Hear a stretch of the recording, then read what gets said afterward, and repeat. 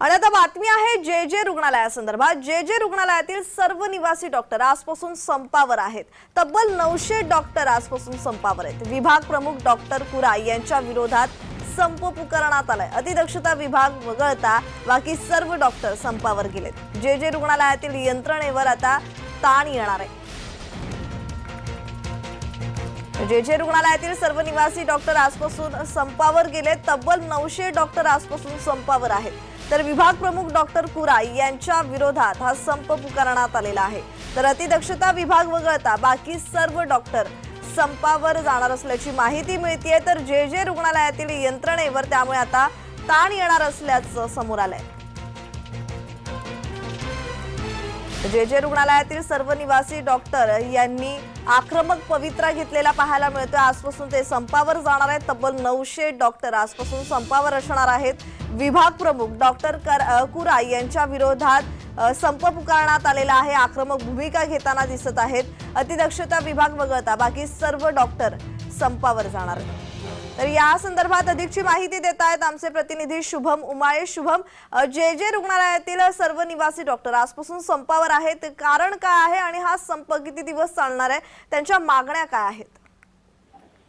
प्रज्ञा, सर्वात पहिली गोष्ट म्हणजे हा एक बेमुदत संप असणार आहे। जे रुग्णालयातील त्वचा विकार विभागातील 21 डॉक्टर गेल्या 9 दिवसांपासून सामूहिक रजेवर आहेत। हॉस्पिटल मधील विभाग प्रमुख डॉक्टर महेंद्र कुरा यांच्या मनमानी कारभाराला कंटाळून 21 डॉक्टर मागील 10 दिवसांपासून संपावर होते आणि यावर कुठलाही न्याय झाला नाही, तोडगा निघाला नाही। म्हणून आज सर्व डॉक्टर जे रुग्णालयातील 900 डॉक्टर जे आहेत आज सकाळी 10:30 वाजतापासून बेमुदत संपावर जाण्याचा इशारा त्यांनी दिलेला आहे आणि त्यांची सर्व तयारी जी आहे झालेली आहे। प्रज्ञा, म्हणजे शुभम, अतिदक्षता विभाग वगळता सर्वच डॉक्टर संपावर आहेत।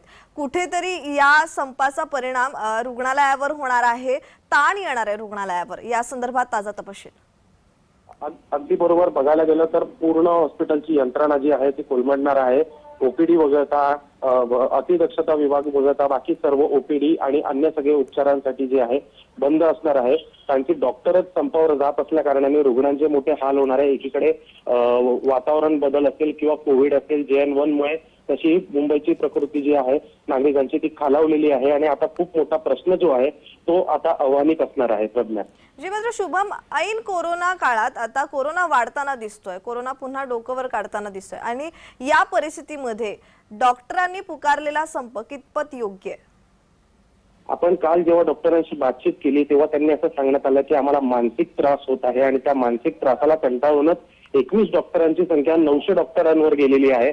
पण कुठेतरी त्या डॉक्टरांची कुऱ्यांची बदली करण्यात यावी यासाठी हा संप जो आहे तो पुकारण्यात येत आहे आणि नागरिकांना आणि रुग्णांना याचा मात्र खूप मोठा त्रास सहन करण्यात लागणार आहे। धन्यवाद शुभम, तुम्ही दिलेल्या माहितीसाठी।